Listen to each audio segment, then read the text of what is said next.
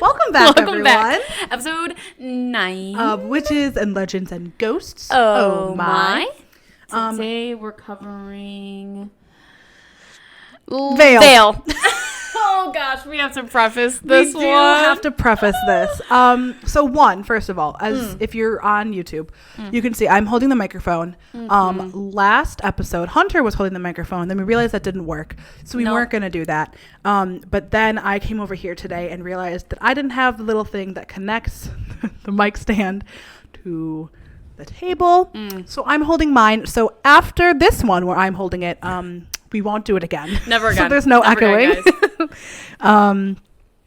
And so today the theme is veil. Yeah. Supposed to be veil. So when I was doing my research, I guess I saw the word veil, and I was thinking like I saw the word veil and I read veins in my head. And so my topic that I'm covering is not veil at all. So. But what's weird about that, you want to say we can both say what we're covering first, and then So I'm talking about thin places where it's like the thinning of the veil. And then I'm talking about ley lines, which are like lines of energy. So that's where I was like getting vein, like lines. Yeah, because like veins throughout the earth and stuff. Yes. But what's weird is, as you'll see from mine, is that they kind of connect. So even though we both have different ideas of what the theme was, they still somehow connect, which is a little weird. Yeah. So. Because while she was doing, because I told her, I was like, I think I made a mistake. And she was like, no, you should still do it. It'd be funny if we like talk about it in the podcast. And as she was doing her research, because I told her like what I was doing, she was like, wait, what was that thing that you were doing again? And I was like, well, I'm covering ley lines. And she's like, that's like really like part of like what I'm covering. Like it's like not part of it, but it's like talked about because it's like connected to the thin places. It is, yeah. So it's kind of strange that I'm talking, like, I literally thought veins, ley lines, and somehow it still works. Somehow it works. So, yeah. So I guess we will get started with our shot. Shot of the day is still coconut rum. Malibu, please sponsor us. Dink and sink. We'll take any sponsors. Oh. Wow, I poured a lot for us. I'm so sorry. Yeah, you did. That was more like a double shot. It was. Oh, well. Oh, well.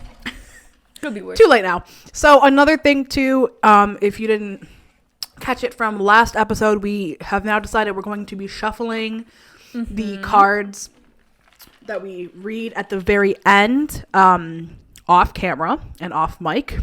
So we take videos on Hunter's phone now, and then we're going to post them on TikTok the day before it goes up. So if you haven't seen that, you can go check it out on our TikTok page. It will already be there when this goes up. So yes, ma'am. I believe I start. Oh, yeah. Okay. So I'm talking about thin places. Also making sure I'm not. Okay. So the thinning veil is another way that it's called. So also, I don't have my iPad today, so if you're watching on YouTube, I am using my phone. I'm not being rude. My notes are on here. Okay, so there is a liminal space between our world and the spirit world, basically. Okay.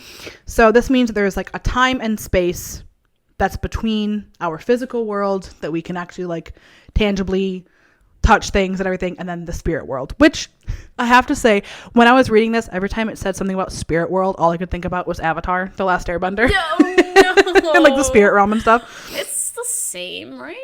Yeah. Are we not living in Avatar right now? I wish. So, in other things, so a lot of them said something about like the spirit world specifically, but then other things was talking that it was thin places connect our world to a capital O other world. Oh, so like it's like it's not just like an other world, it's the other world. Yeah. So for some reason you can think about this however you want, but these are different examples that people might think the other world is. Heaven, the kingdom. Oh, the kingdom? Paradise. Wait. Hell, the abyss, or the unknown. The kingdom. Like God's kingdom. Oh, okay. I'm like, I really like Game of Thrones kingdom. Like, what kingdom are we talking about here? Yeah. So those are the different places that people think we get like close to. Okay. I don't know how I feel, but I like thinking about it as like maybe that's where our spirit guides and stuff are kind of just hanging out, and in these thin places you can like feel them more or something like that. Okay. But but just because it's thin doesn't mean they're like popping out. Right. Okay. It's just, so then I'll get into it. Okay. Yeah, maybe I shouldn't ask questions. Okay. So, liminal, since this is a liminal space, liminal comes from the Latin word limen, which means threshold. I'm just kidding. I was going to say, did you know that from your Latin? I didn't know Latin. No, all you know is... Atrium. Yep. I can read some Roman numerals, too, because of Latin. But I can also, and I didn't take Latin. That's because you're obsessed with Greece and stuff. Don't they have the same numbers? Roman, not... I know, but do the Greece not have the same numbers? Are they very different? I don't know. Oh. But I thought you just...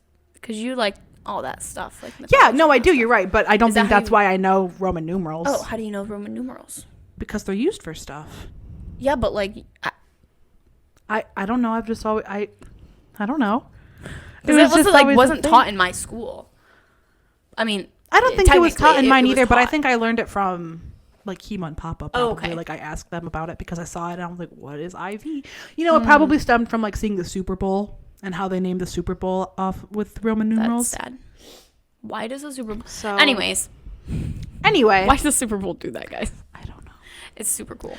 So, this is also referred to as the veil. The veil. Wait. The liminal space. So you're saying that... is the veil. So you're saying that there's a veil over all of the world, but in some areas of that one singular veil, there's thin places. Yes. Are there any holes? So something interesting, there's not just thin places, there's also thin times.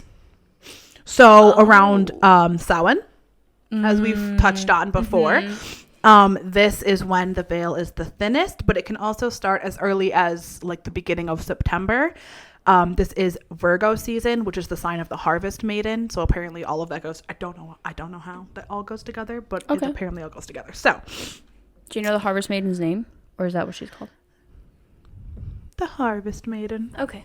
I don't know, man. I wasn't sure if this was like a Celtic, Gaelic or Celtic Wiccan goddess. It didn't specify, but the thin places stuff does come from like Celtic. Okay. Religion and stuff, and then the Christians of course took it over. So anyway, veils are also thin in places where ecosystems and elements meet. So the elements being water, earth, fire, and air. Once again, Avatar. Dude, what the fuck? So some examples. Okay, thank you. Yes.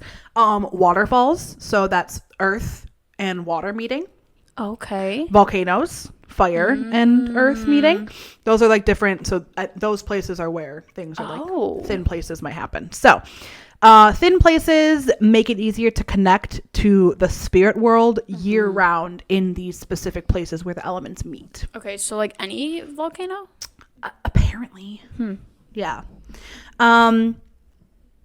So there are large spaces where the veil is lifted or it's fully non-existent. Lifted? Who's lifting it? Us. Me. Me. With my strong arms. Doing a deadlift. So. Deadlifting the veil. These are called vortices. 295 pounds.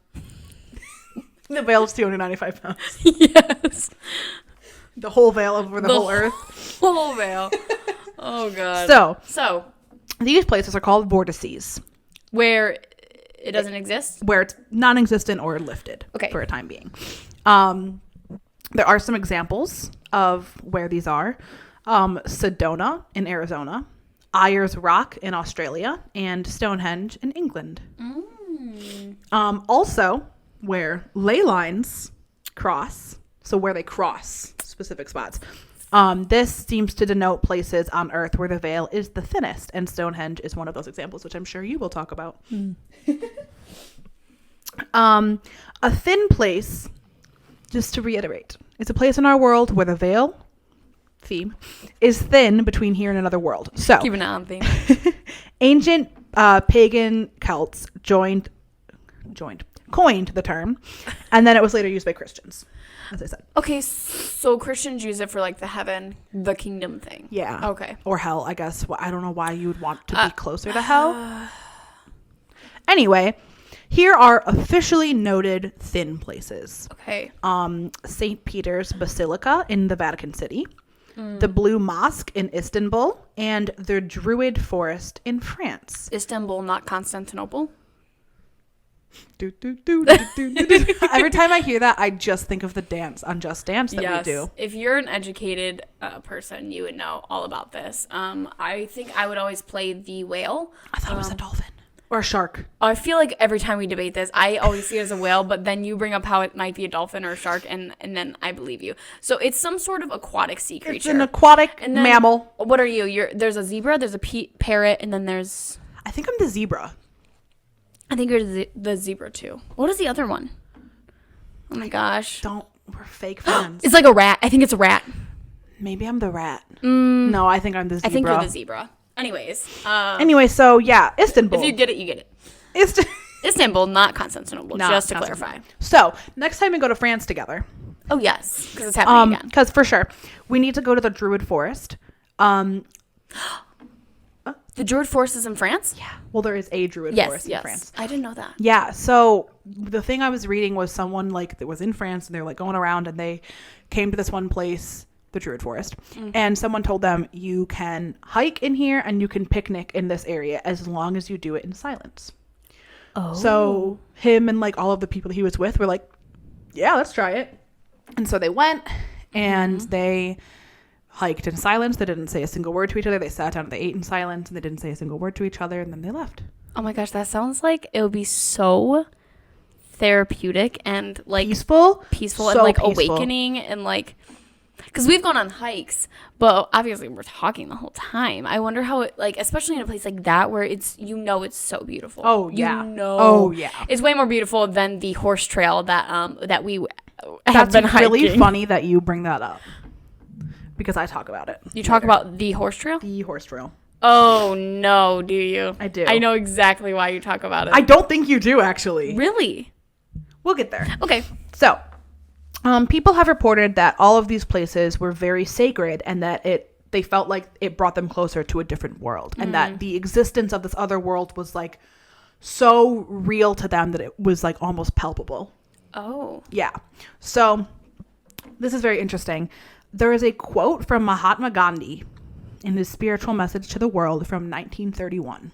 And he said, there is an indefinable, mysterious power that pervades everything. I feel it, though I do not see it. It is this unseen power that makes itself felt and yet defies all proof, because it is so unlike all that I perceive through my senses. It transcends the senses. End quote. Isn't that really cool? That is really cool. Also mysterious and kind of ominous. Oh, yeah. So, these thin places, there's other places that are similar to this, but not exactly the same. So, this isn't to be confused with a happy place, which I'm sure you've heard, people just call things, oh, it's my happy place. That's actually a term for something. Yeah. So, happy places bring an overwhelming sense of joy and peace. And it allows people the tools to be able to separate from everyday stresses and then let them refuel and regroup before returning to the tasks at hand. Mm-hmm. So your happy place could be your room, or under a tree outside of your neighborhood or something like that. It can be something that you just find peace in, that you aren't thinking about all of the stresses of life, and then you can move on after. However, some happy places can be thin places. So they can overlap, but not all happy places are thin places, basically. Okay. And then there's also, this is really interesting too, on top of thin places, there are also thin moments. What? Yeah. So this is when times when the mysterious power that Mahatma Gandhi was talking about is felt during a particular experience, or how they put it, like a synchronistic course of events. So some examples they give of this are the birth of your child, the return of a loved one from when they're when they're gone for a while, reconciliation with an enemy, a spiritual awakening. Enemy? I know. Anyway. An enemy. So those are thin moments that you might experience. And yes. No. Oh. I feel like you might get there. Okay. I won't ask. Okay. So there are ways that you can experience this feeling yourself when there are spaces in time when your own personal veil is lifted. So this was really interesting. It like all of a sudden started talking about a personal veil.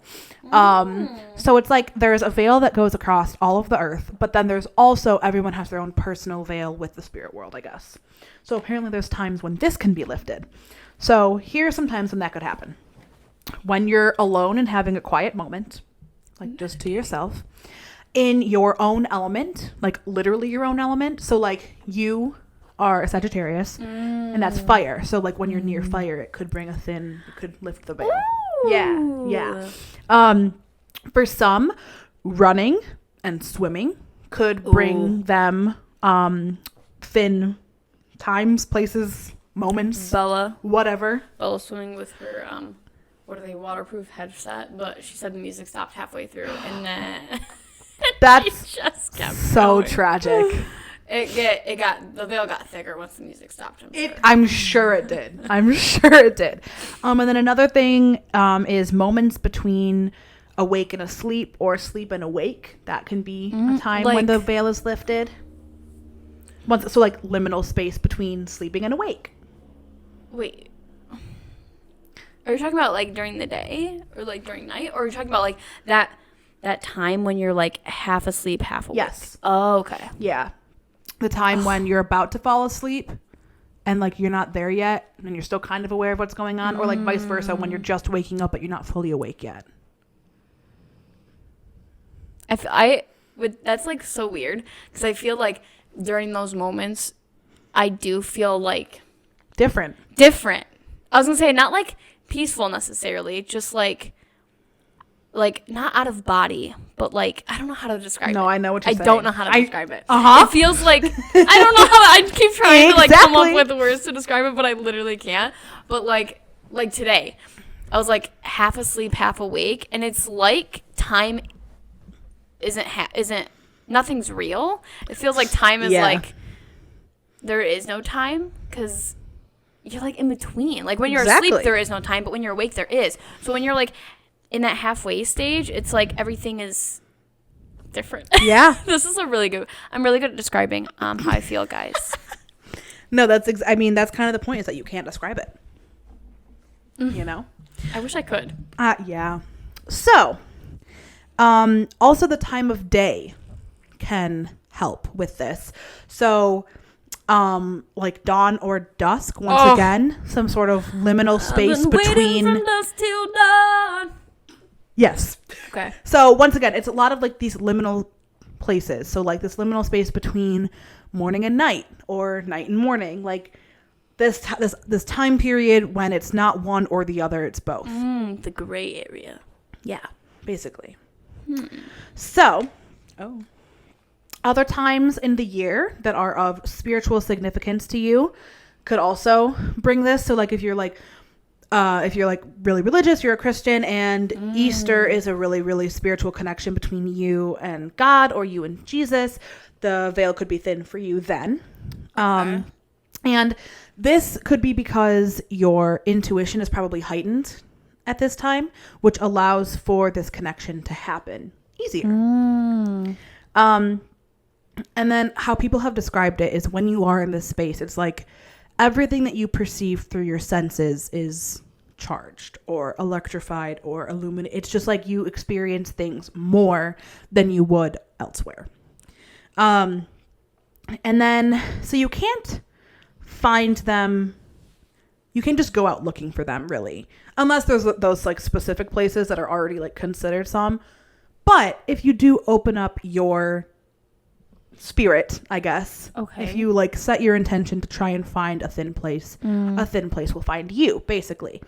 So this brings me to the one place in the woods that we had walked, because that one spot before we got to the picnic table, when it was like in the middle and it was like all the trees were there and it looked like it was a place where like witches might dance around a fire. Yes. That I felt like that could have been a thin place for us, and we like didn't even know what it was yet. Yeah, that I don't know how to describe this to you guys, but there's like a horse trail. It's like a bike trail, walking trail, and horse trail, like all different. They like pass each other, and at one point we're like going up this hill, because eventually you get to this point where all the trees are like gone, and it's just like a field, but you're at the top of this hill, and it's so pretty. Like, look out on like the hill, on the valley, and it's literally so beautiful. But right before you get to that point, there's like this area in the woods where the trees are like almost in a circle. Yeah, it's like almost circular. There's just like this empty space, and then like leaning like against one tree, people have placed branches going up in like a teepee shape, or like some sort of like ritualistic like statue almost.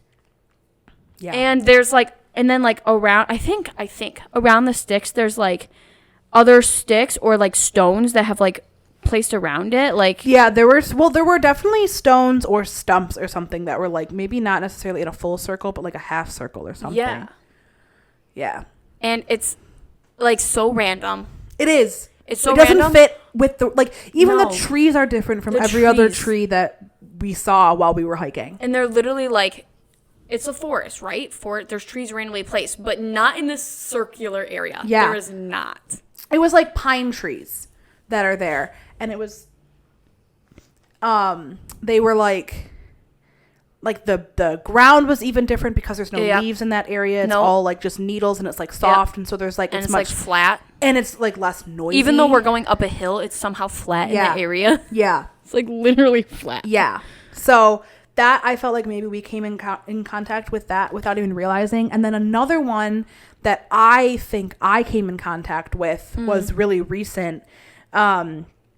When Kyle and I went to Washington, we did this hike that was like a 2-ish mile hike, I think, to this waterfall. And this waterfall was like deep in these woods. Like, you couldn't, it's very hard to explain. You took this all the way down, and then it was like these steps that were made out of stone. And then you had to like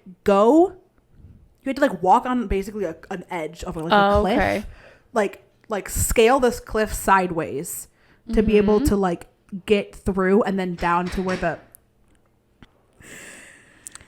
so you have to scale, and then so you have to scale this cliff like sideways, and then you finally get down to this waterfall area. Okay. And it's gorgeous. It's like this little pool area if you actually went underneath the waterfall. But otherwise it's like just this land is just like, it's flat, and there's a little bit of a river that goes through, and it's just this crazy experience. The only thing that made it less of a thin place, I would say, is that there's this huge highway that was built.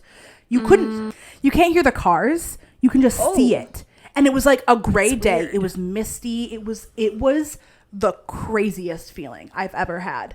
Like, that is crazy. It felt insane. And it was, you couldn't hear the cars. Yeah. Because you could hear the waterfall. And what was really weird about that is that I felt we were there for like, I don't know, a couple minutes, took some pictures, and then we were there for like a half hour. It like did not feel like we were there for that long. It's just like time passed differently in that area. It was amazing. It was so pretty. So this is in Washington? Yeah.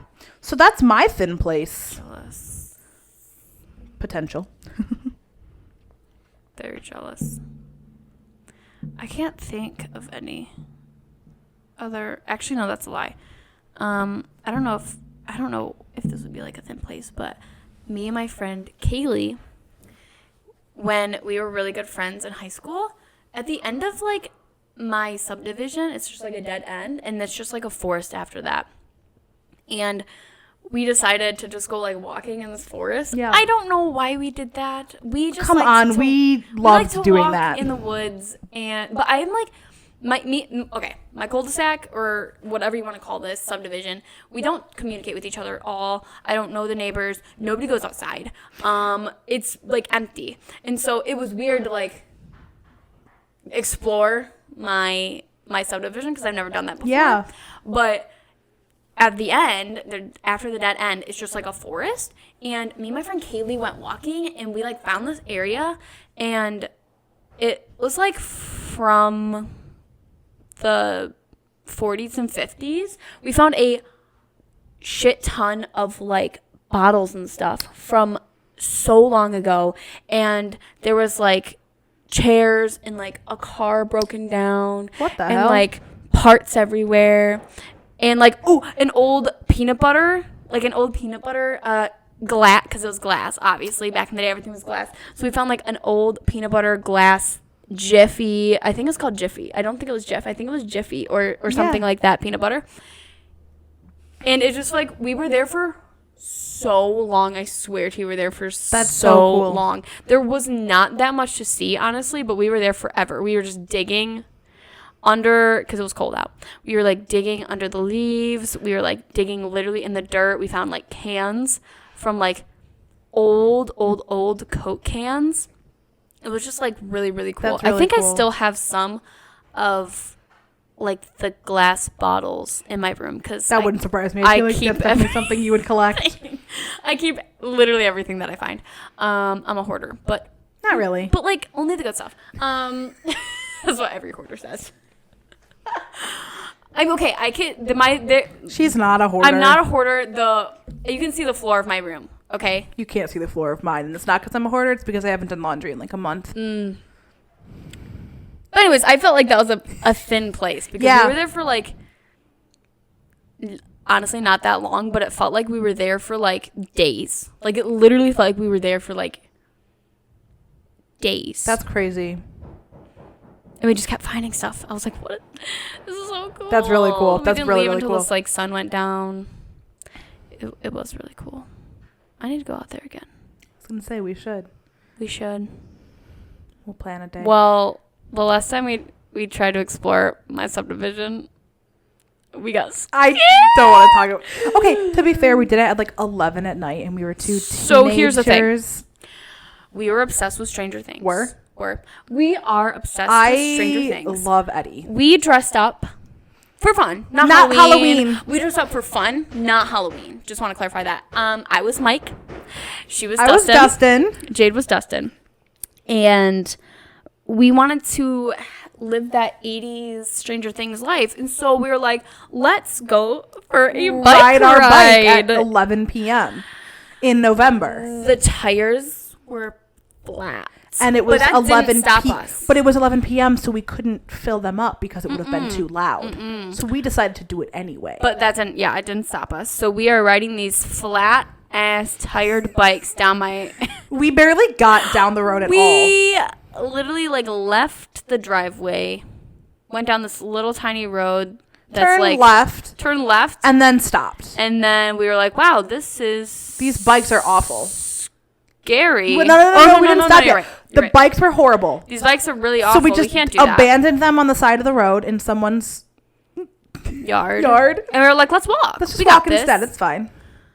And then we heard noises about a block down, got scared, turned around and went back, and then just listened to 80s music in my camper that was in the driveway for the rest of the night. Yeah. So that was our escapade. We have pictures. We have pictures. Do have pictures. I don't know if we're actually going to show you the pictures. We should show them the pictures. You have them. I don't think I have them. I thought you had them. Maybe you sent them to me. I can look for them. But we were really, really, really disgusting. Cute. If Stranger Things wants to hire us, I are available. Bring back Eddie from the dead and be his lover. We are available. I will be Steve Harrington's lover. Yes. We already have talked about this. Like, how come Steve Harrington and Eddie need to get brought up every conversation we have? Everyone listening is like, why? Literally, what is wrong with them? Why do they need to keep talking about Steve Harrington? Look at him. Why do we need to keep talking about Eddie? Look at him. You're jealous of the curls. Jesus Christ. So, anyways, So why are we ley talking lines? about that? Ley lines. By the way, there's work being done on the house. So if you hear banging, we're going to try and stop when it's like really loud. Yeah. But if you hear like a slight little that every once in a while, I'm so sorry. I apologize. They should honestly have been done by now because they got a lot of work done, but ley lines. So yeah, theme is veil. Vein. I'm doing vein. So ley lines, I know nothing about them. This is like a quote. I don't know why I don't have who said this quote, but here's a quote. Ley lines are an implied network of impressionistic significance said to run across the land in straight intersecting lengths, not unlike a cobweb. Said by believers to link or align ancient monuments, notable landscape features, and settlements across the world on a series of invisible energy pathways. Ooh. So basically, ley lines are invisible pathways, not anything you can see technically. But okay, wait. So are ley lines like real? Like it's not like there's actual how do I put this? There are actual energy fields that are stronger in certain areas, like these ley lines, or magnetic fields that are stronger. I will talk about that later. Okay, cool. Okay, so the like you were talking about in your section, the intersecting points along the ley lines are also coincidentally places where a lot of sacred temples and monuments in the world are, including the Egyptian pyramids, Machu Picchu, Stonehenge,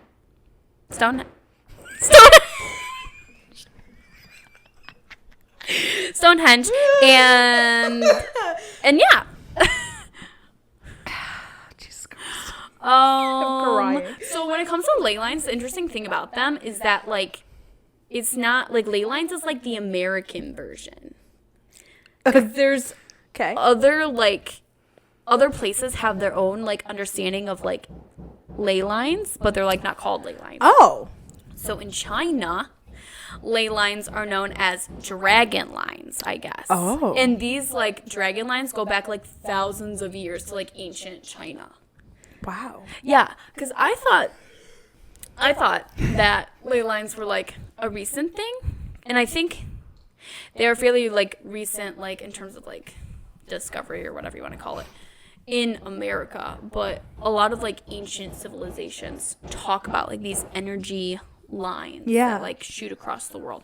So in China they're called dragon lines, but I guess they were also referred to as dead roads. Okay. So the Chinese thought that spirits were the ones that were like traveling like the lines as if they were like a road for spirits, but I guess that spirits can only travel in straight lines. So the ley lines are like straight, but it's like cobwebs all over. Does that make sense? Yeah. So the ley line doesn't like go straight and then turn. It's just like straight and then eventually like slowly like I don't know how does that make sense to you? Like it's not just like one straight line, but it's like they're at an angle where it goes around it, like, the world. spirals? Yeah. And it's like they crisscross each other and blah, blah, blah. But it's all like supposedly one straight line. Interesting. Okay. Yeah. But I guess like in ancient Chinese culture believes that the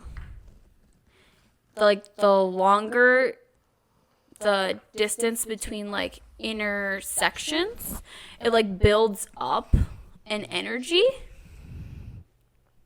So like because the ley lines the dragon lines intersect, and along the line like the more energy is like built up from the line, and so they believe that the energy is like dangerous to living things, so they would like put barriers like buildings, and like they would literally like change the landscape to like interrupt like the dragon lines. Interesting. Yeah. So like they use the dragon lines to decide where houses and stuff should be placed. to make sure there's no like bad energy. And this is where like I guess feng shui comes from. Stop. Yeah.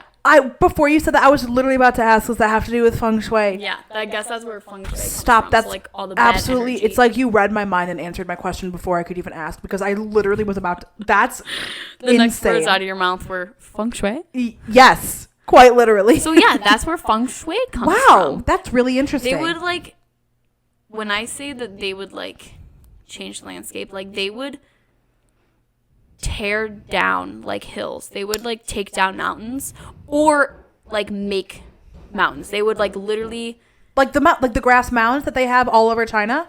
Are those? I don't know that specifically, but I'm sure that's where it comes from. Because they would I like know literally make them.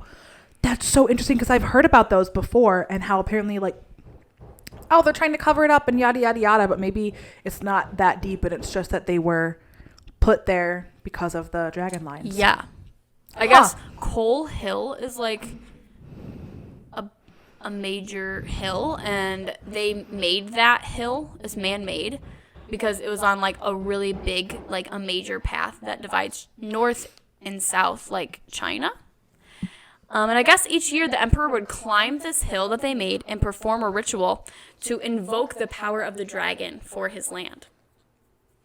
I know, how awesome is that? Invoke the power of the dragon? Hello. So I guess I'm just confused why they would call it dragon lines and not want to like come in contact with them, but then also want to invoke the power of the dragon on the land.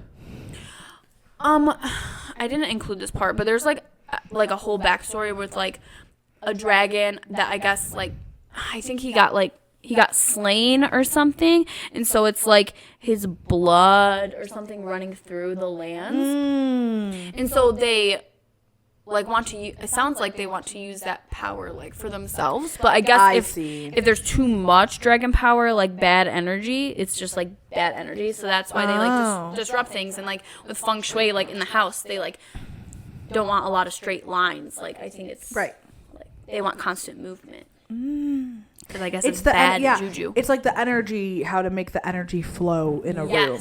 Yes. Make the energy flow. Interesting. Yeah. So that's China. And then in Ireland, they're called fairy paths. Isn't that so cute? That's really cute. So they think that there are lines like around the globe that fairies use to travel, and that's why like they're called fairy paths. So it's just like it's like how the Chinese were talking about like the dragon, the blood, the spirits, whatever. In Ireland, it's like fairies are walking along this path. They're flowing along. So there's this book series that I'm in the middle of reading that, and by in the middle of reading, I mean, I read the first one when I was in high school and then never got the second one, and then didn't finish the second one this past summer, and then had to turn it back into the library. So I haven't finished it. So, but they use fairies to like fly because they can go through certain pathways that like humans can't or whatever. So I wonder if that's like taking it's like a shortcut? Yeah, basically they have like fairy doors and route? stuff that they can like, and they can go wherever. They like open up a portal and they use the fairy paths, which humans can't use unless you're holding on to a fairy. Oh, see, because the Irish believe that humans shouldn't interrupt the path, like they shouldn't walk along the path because the fairies are walking along the path. And if they like did walk along the path, I guess the fairies would get mad and it would like be bad. It's like bad luck to walk along the fairy paths. Huh. So you can walk like next to them, as far as my understanding, but not on them. Yeah, I think you can cross them, but like just don't walk with like them. That's their lane. Yeah, like get out of their lane. Right. Is like what I'm getting. Right. Okay. So then I guess in South America, the shamans referred to these lines as spirit lines. In Australia, the Aboriginals called them dream lines, and then obviously in the West they're called energy lines. It's basically the same thing. Okay. So the concept of wave lines was first proposed by Alfred Watkins in 1921. I guess he was in Blackwardine in Herefordshire, which is, I think, he was somewhere in England, guys. And he was riding a horse by some hills when he noticed that many of the footpaths seemed to connect one hilltop to another, like in a straight line. So when he was studying a map, he basically drew them in. So he believed that in ancient times when Britain was like really forested, the like country was crisscrossed by a network of straight line travel routes. And then like the prominent features in the landscape were used as like navigation points. So his take on ley lines is that they aren't like psychic or energy fields, but like that there's like a genuine like science behind it. Like people would know like I need to make it to that mountaintop. Do you know what I mean? Like they would use like the mountaintops because they could see the mountaintops as ways of navigating. Okay. So like he pictures the ley lines as like a navigational thing, and I guess that's where the term ley lines comes from, is from him, and people have like taken that and like turned it into like a psychic thing. Interesting. So okay, in so the there is technically some sort of science behind it then. If you want to call geography a science. I would. Okay. I think you just offended a lot of geographers out there. I did. I'm so sorry. But when it comes to ley lines, I guess because people say that they're like energy lines, right? But I guess they're not like detected. So it's not like electromagnetic energy things. Okay. So it's like an EMF isn't going to pick it up.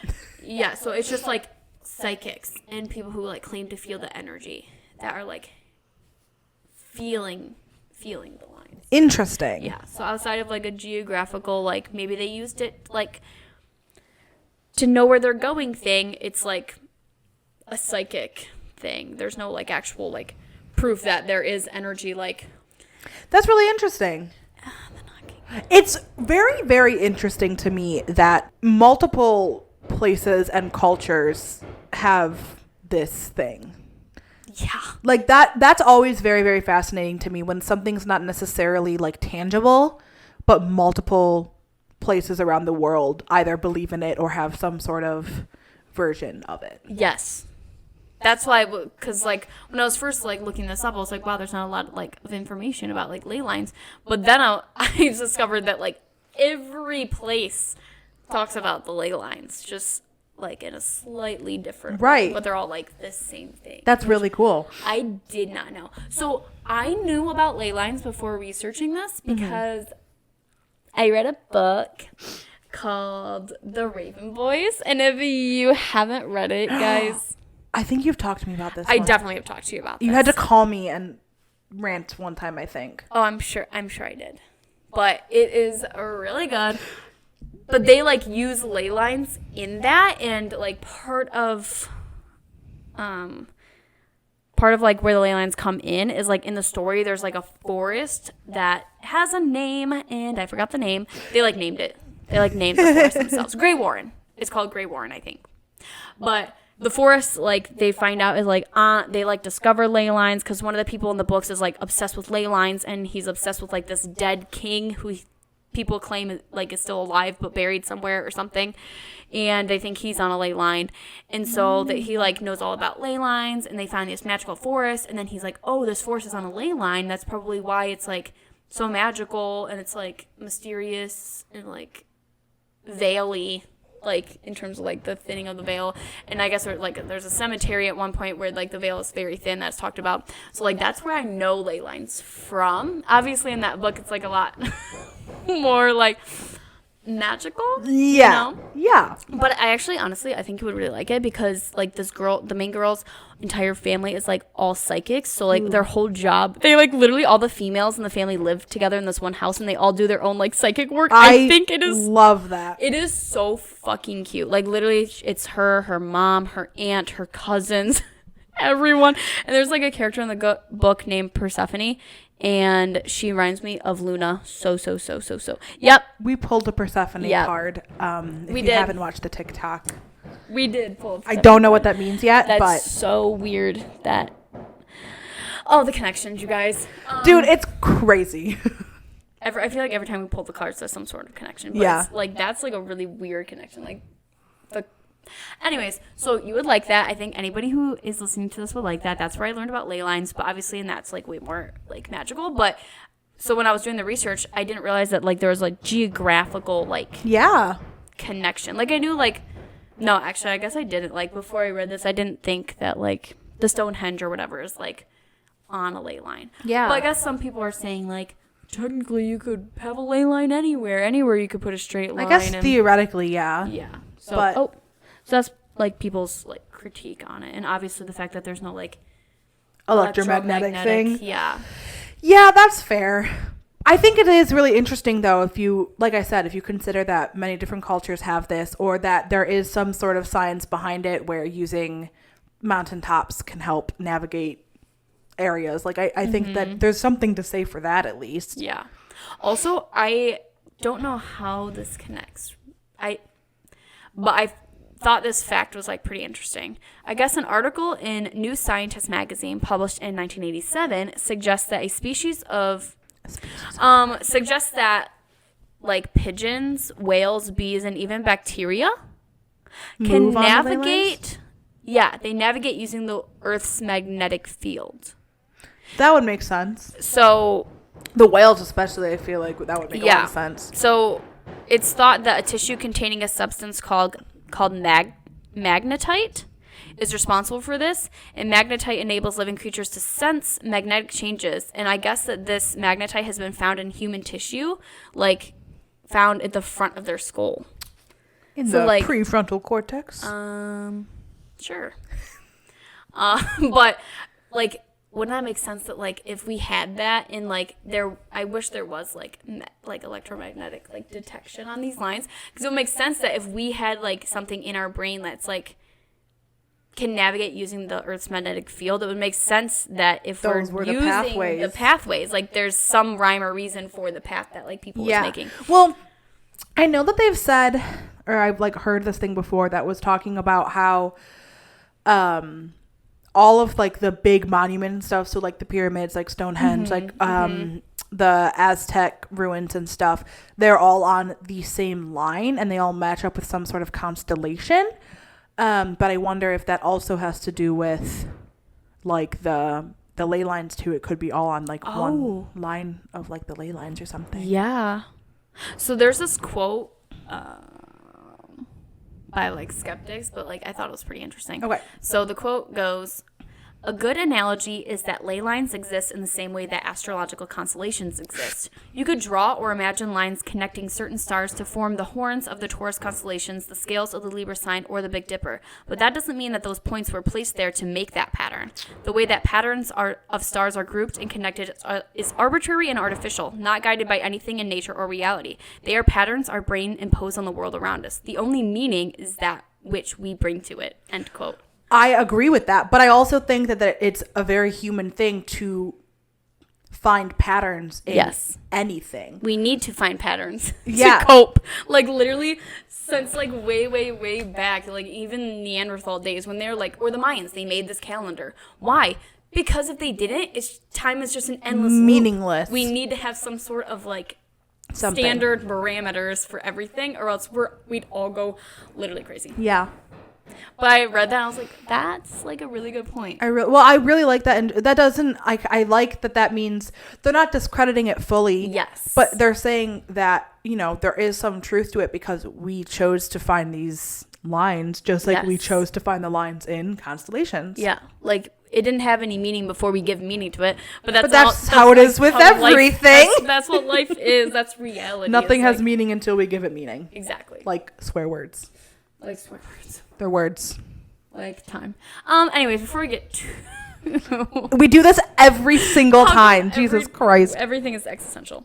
Anyways, but I was thinking, and you know how we did the Michigan Stonehenge, and the rocks were like in a line. Like, what if those were like following one of the ley lines? Because I guess when I was looking this up, like in some of the Druid forests that you were talking about, there's like stones that like people have found like in a path, almost like it could either be geographical, like that's how they were like detecting like their roads and stuff, or people were thinking that it's like connected to the ley lines, like people like, because you weren't like supposed to walk on the ley lines, or in some places the ley lines like you could walk on them, like this is a way to like what's the word, like label them, I guess.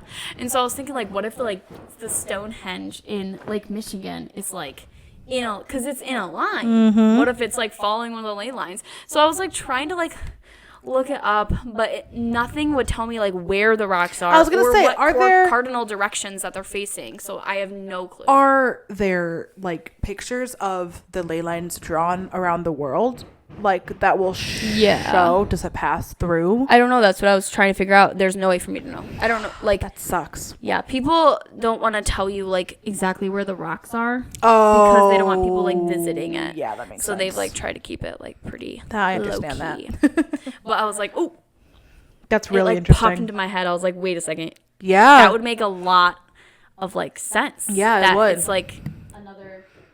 It once again goes back that far. Yep. So yeah, that's really cool. Those are ley lines. I love how we both went for a different theme and they still connected.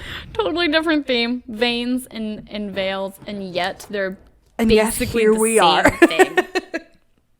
Here we are. Okay. Is it time for the It's time. Okay, that means I have to It's time. move my hand. I'm so sorry, Elias. Oh. Okay.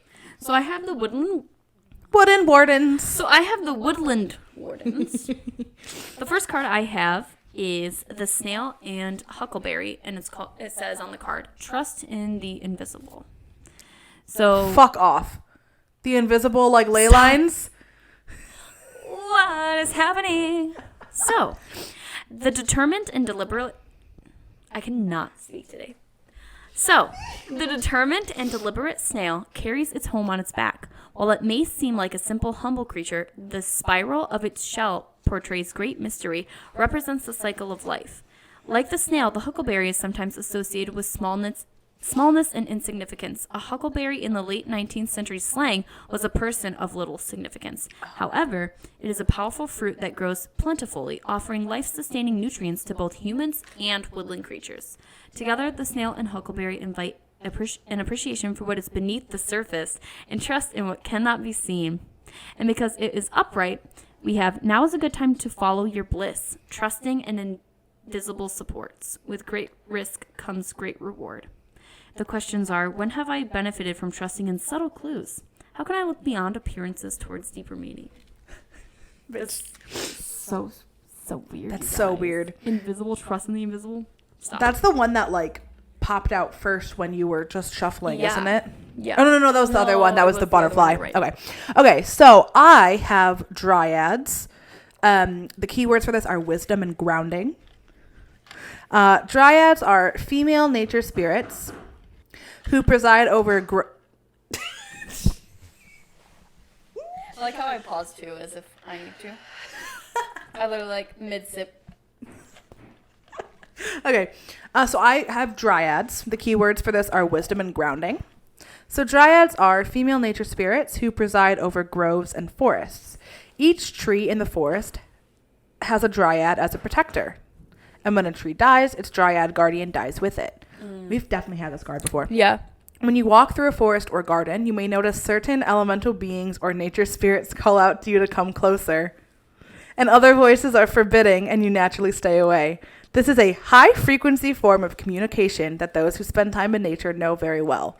Spending time outdoors improves focus, reduces stress, and accelerates healing, both physically and spiritually. Listen, so obviously we all know that this sounds exactly like what we were talking about. Okay, but I do also want to point out another thing. You were talking about the druids. I was talking about the druids and like the... What are these called? Dryads. Dryads have so much to do with like what druids like believe in terms of like the nature, and why is everything connected? This is why I like Oracle and Tarot so much. So this card is a reminder to get some fresh air, fall in love with the tree, bask under its shade, make a connection, and listen to the wisdom of the tree sisters. That's really cool. That is really cool. That's crazy. I love that. It's too cold to do that though. Yeah. In Michigan. So the second card I have is the butterfly and snowdrop.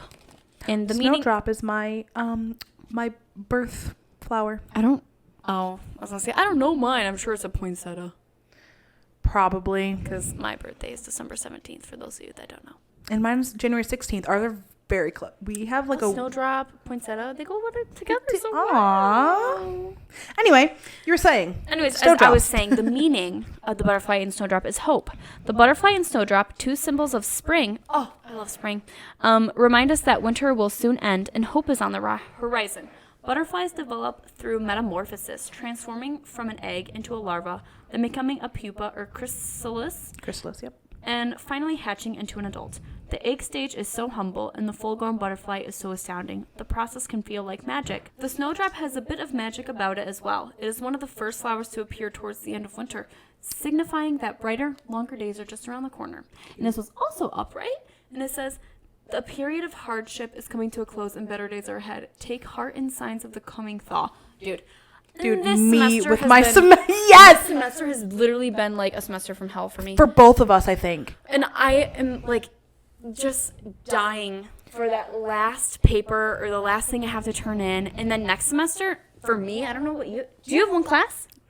Oh. Next semester, I only have one class, and I am like praising every Lord out there. I have 2 classes that are required, but then I have to take a third for financial aid to be able to cover because you have to be over half-time. You can't just be half-time student. Why would I have to take more classes that I don't need to just to get financial? Like, wouldn't you rather me just not... Do you know what I mean? Like, now you're paying more... Like, they're paying more money and you're paying more money just to... Anyways. Yeah, so... Still like the card. After Christmas, I feel like life is going to be much easier for me. Oh. Not for me, but we're getting there. Yeah. I just one more semester after this semester, and I'm finally done, so... Oh, next semester's your last one, too? Oh, yeah, we're graduating at the same time. Woo! That wasn't a clap for us to skip. That was a clap. That was a exciting clap. Okay, so... The next card that I have is Persephone, as I said before.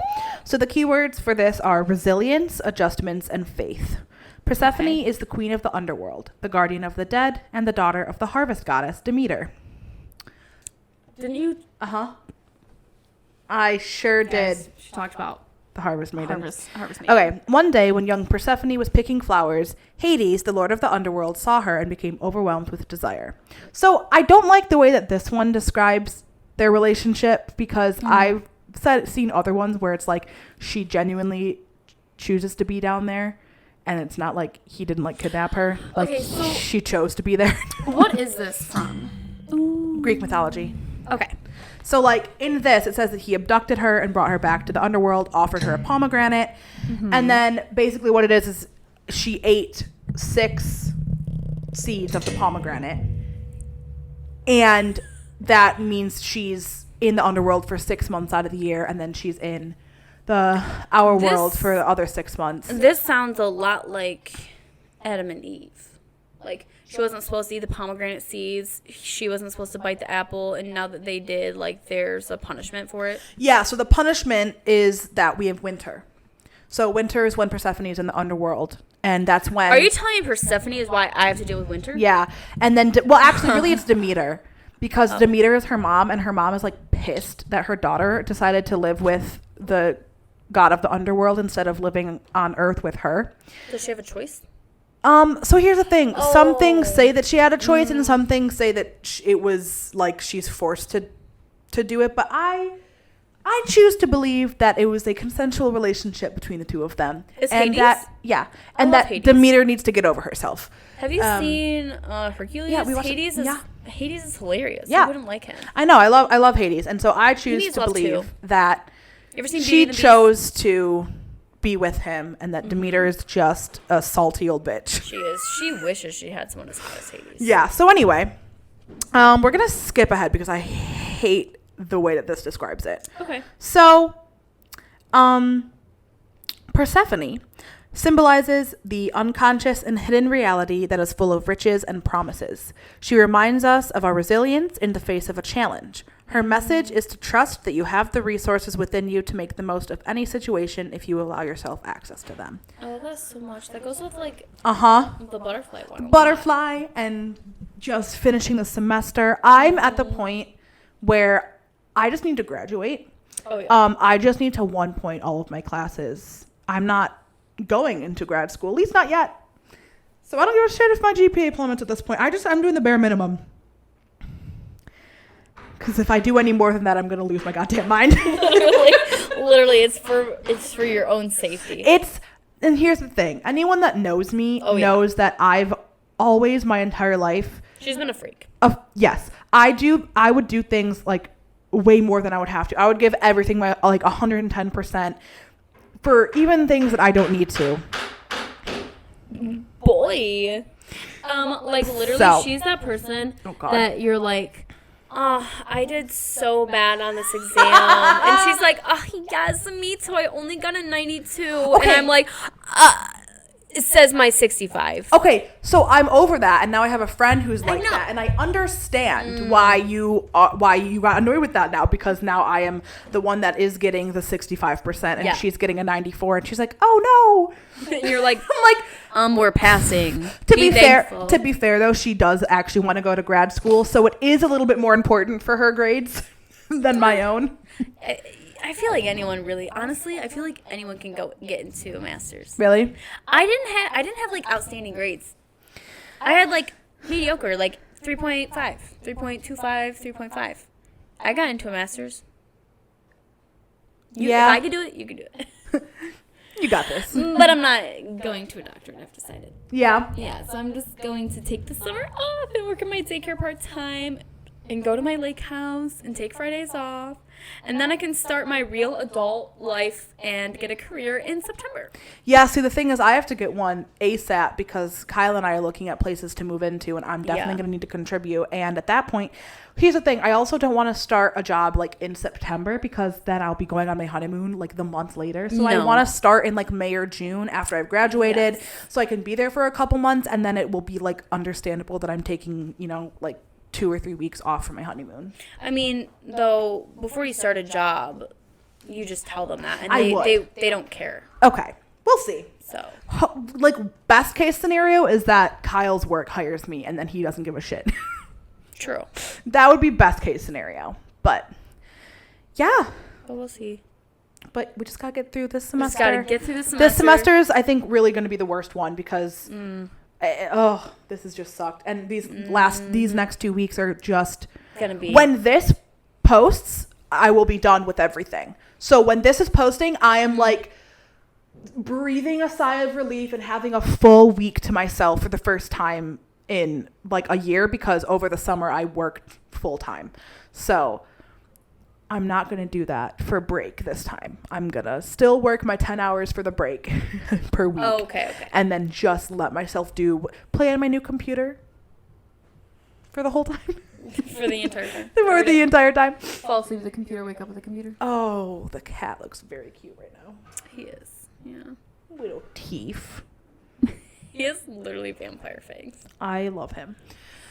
So we have to get through the semester. That's what the cards say. That's what we say. There is a light at the end of the tunnel. There is. That's basically what the cards are saying. Yeah, have faith. Use the resources you have. Yes. Hope. Go out in nature, even if it's freezing. Go out in nature until you get too cold and then go inside. And then bye. Yep. Well, thank you for listening. Obviously, if you're listening to this one, you've probably listened to the other one and you're used to our ranting and rambling at this point. So hopefully you're still okay with that. It will happen all the time. So they have that 15-second skip mark for something, guys. This is true. So thank you so much for listening to episode 9. We will be recording 2 episodes next time instead of just 1, so we can get back ahead of everything. And when this goes up, it'll be what, December 13th? Yeah. December 13th. Wow. Ooh. Oh my God, I just have one exam that day, and then everything else will have already been turned in. That's so nice. So when this goes up, I'll have an exam at 3 p.m. Mm-hmm. And then I can chill. Oh, I'm so excited. All right. Well, if you are in college or in school or just working and you are just excited to be able to have a couple of days off for Christmas or for holidays or whatever, we got this. We can get through these last couple of weeks, guys. And we can get there. Just have hope. Just have hope. From the snowdrops. Just have faith from Persephone. Resilience. All right, everyone.